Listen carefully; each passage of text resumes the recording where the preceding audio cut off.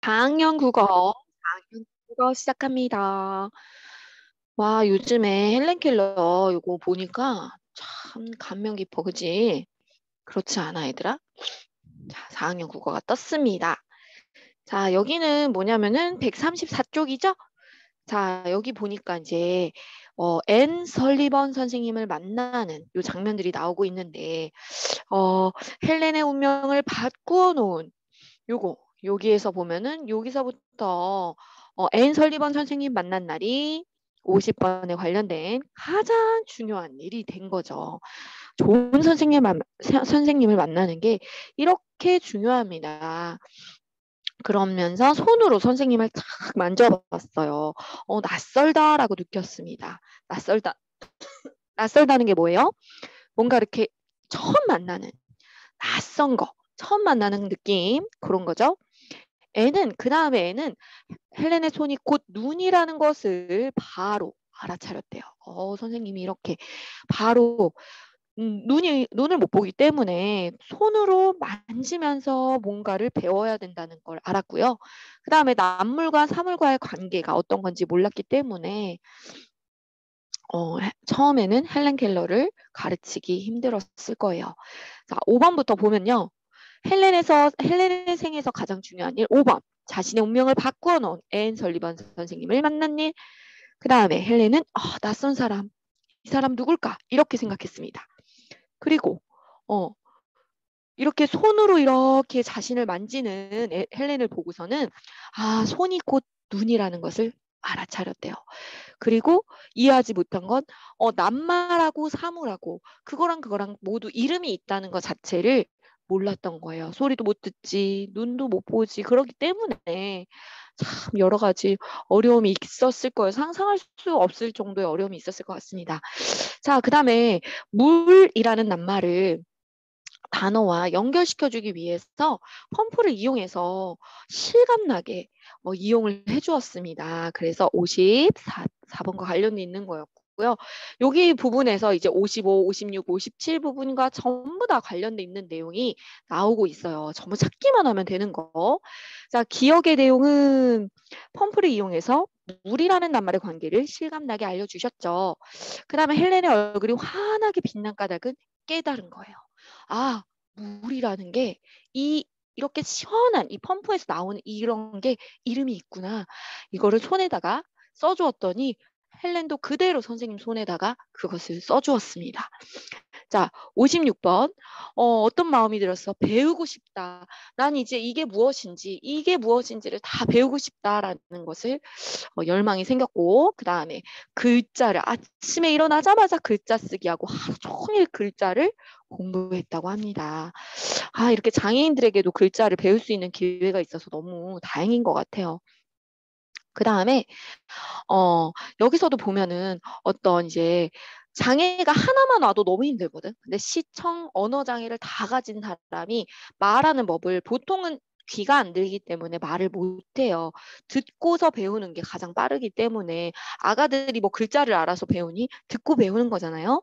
그래서 여기서 그 노르웨이 소녀가 말하는 법을 배웠다는 소식을 들었고 58번과 관련 있는 거죠. 그리고 이제 자신도 너무 어려웠지만 희망을 버리지 않고 끊임없이 노력을 했대요. 자, 우리 중에는 이런 장애를 가진 친구는 없잖아요. 자기가 만약에 학습이 좀 어렵다, 더디다고 생각되는 친구가 있다면 헬렌 켈러를 생각하면서 포기하지 않은 이 열심히 최선을 다한 헬렌 켈러를 생각하고 지금 가진 것에 감사하며 최선을 다하면 좋겠습니다.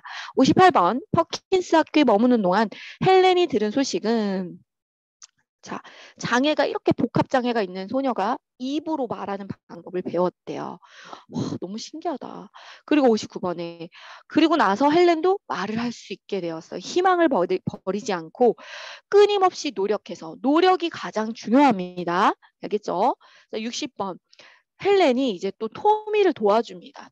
토미라는 어려운 아이를 도와주는데 부모님도 없고 그 아이가 또 장애도 있고 막 이러니까 자기는 부모님이라도 있는데 부모님이 없다 보니까 자기가 이제 아껴서 사치스러운 물건을 사지 않고 모금에 돈을 보태고요. 그 다음에 여러 신문사에 좀 도와주세요. 이렇게 어려운 아이가 있습니다. 도와주세요라고 했던 거죠. 그 다음에 이 본받을 점이 뭐냐면 원준이가 맞았는데 선생님 아들 이름이랑 똑같네. 자, 자신도 장애 때문에 배우는 것이 힘든데도 도우면서 기쁨을 얻었대요. 근데 이 어려움을 안 겪어본 사람은 남을 도와주는 거에 잘 이렇게 깊은 마음을 모를 수 있어요. 어려움을 겪은 사람들이 오히려 더 잘 도와줍니다. 자, 자신의 미래 모습 발표하기 위해서 유관순의 삶을 정리한 거래요. 유관순이 자, 우리나라 사람들이 일본의 침략에서 벗어나기 위해 독립만세 운동을 했었죠. 그 시대 상황이 그랬습니다. 그 다음에 이겨내려 했던 것은 이제 독립을 위해서 태극기를 만들었어요. 태극기를 만든 거, 그 다음에 독립 만세를 외쳤습니다. 이게 아무 의미가 없지만 지금까지도 이렇게 이어져 오는 거 보면은 너무너무 용기 있고 정말 나라를 위한 그런 뜨거운 마음을 통해서 많은 사람들이 또 독립운동에 동참을 했습니다. 그래서 요거를 요약해서 쓰는 건데요. 학교도 못 다니고, 일본의 침략에서 벗어나고자 유관순이 이렇게 독립 만세 운동을 했어. 그런데, 하지만 유관순은 고향에 돌아와 태극기를 만들어 독립 만세를 외쳤고, 처음에도 했는데 학교가 문을 닫았대요. 그리고 이때까지도 우리나라 사람들이 그 유관순을 생각할 때 유관순이 되게 어렸어요. 선생님보다도 아주 어린 사람이었는데 정말 독립을 위해서 그렇게 불사르며 이렇게 했다고 합니다. 미래 자신의 직업으로는 이 표를 쓴 친구는요, 과학자가 되기로 상상을 하고서 썼는데, 자, 기억할 어려움을 이겨내는 방법으로 그 대체 에너지 개발에 뜻 있는 사람들을 모아서 연구비를 모금한다라는 것을 계획을 세웠네요. 자, 그 다음 쪽으로 넘어가서 책꽂이는 책, 꼬지, 쪼갤 수 있는 말일까? 쪼갤 수 있어요. 이거는 책, 꼬지 이런 거는 뭐 우산 꼬지 그래서 꼬지라는 거는 뭔가 꽂는 곳 뭐 이런 뜻이 있고요. 이렇게 떨어져도 괜찮은 합성어가 있어요. 합성어라고 부르는데 그리고 헷괄 여기 밑에 이 부분 헷괄 풋사가 장난꾸러기 변덕쟁이 이런 건요. 헷, 풋, 꾸러기, 쟁이 이렇게 네모돼 있죠. 이거는 다른 낱말에 덧붙여서 쓰는 거예요. 혼자 따로는 쓸 수가 없어요. 그렇게 혼자 따로 쓸 때는 뭔가 단어가 되지가 않고요. 햇과일은 금방 새로 나온 과일. 풋사과도 그래요. 약간 덜 익은 사과. 덜 익었다 이런 뜻이고요. 꾸러기는 뭔가 장난을 많이 치는 그런 아이들을 말하는 거죠. 꾸러기. 꼭 아이만이 아니라 변덕쟁이. 그렇게 하는 사람을 말하는 거죠. 꾸러기나 쟁이는. 자, 쪼갤 수 있는 낱말은 눈물, 봄비, 불빛이었습니다. 눈하고 물, 그치? 봄이 왔어요 할 때 봄, 비 내리는 거. 그 다음에 불이 난다, 뭐 빛이 비친다, 뭐 이렇게 따로따로 할 수 있고요. 혼자 쓸 수 없는 것은 햇, 풋, 쟁이 이런 말은 혼자 쓸 수가 없습니다. 자, 39번은 그대로 밑에 있는 거 그대로 쓰면서 내용을 정리해 보면 되고요. 자, 우리 두 쪽이 남았죠? 여기 빠르게 한 번 더 해보겠습니다. 우리 다 읽었던 거라서 본문에서 꼭 굳이 안 봐도 될 것 같아요. 김만덕이 살았던 시대 상황은요. 3번이었는데 뭐였냐면은 기생의 수양딸이 되었다가 이제 신분에서 벗어났다. 기생의 신분에서 벗어났다. 신분 제도가 있었다는 거예요. 그때는 양반이 있었고 뭐 계급이 좀 있었습니다. 신분의 계급이 있었습니다. 자, 2번에서 김만덕이 장사를 하면서 세 가지 원칙을 지켰는데 뭐였냐면은 이익을 적게 남기고 많이 판다. 적당한 가격의 물건을 사고 팔고 반드시 신용을 지키고 정직하게 거래한다라고 했습니다.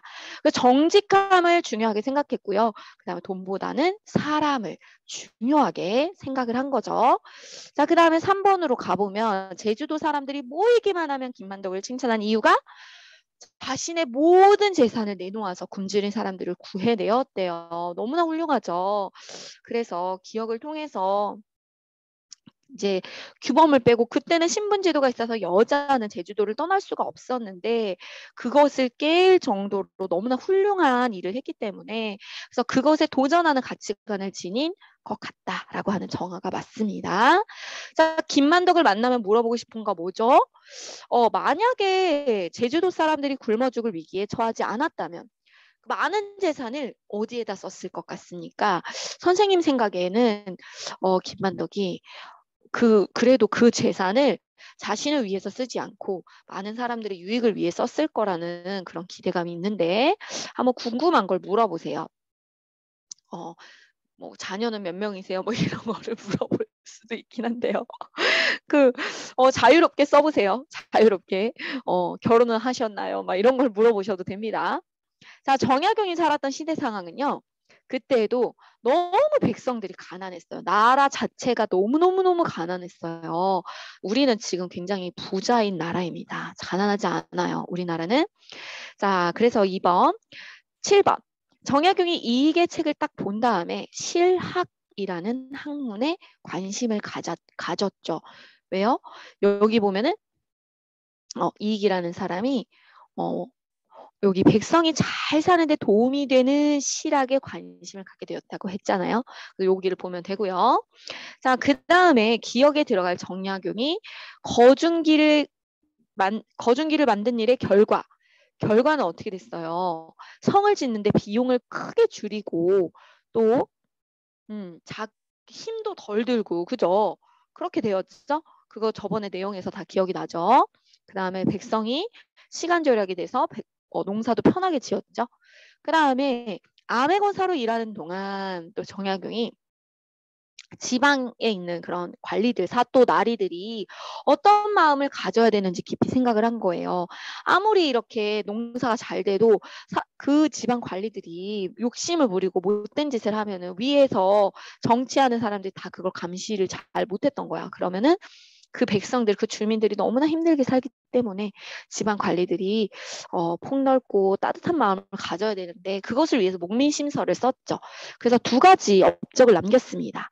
임금의 명으로 거중기를 만들었고요. 목민심서라는 책을 펴냈습니다. 지방 관리들을 잘 다스리는 그런 책을 펴냈습니다. 자, 그래요. 오늘도 너무나 잘했습니다. 안녕.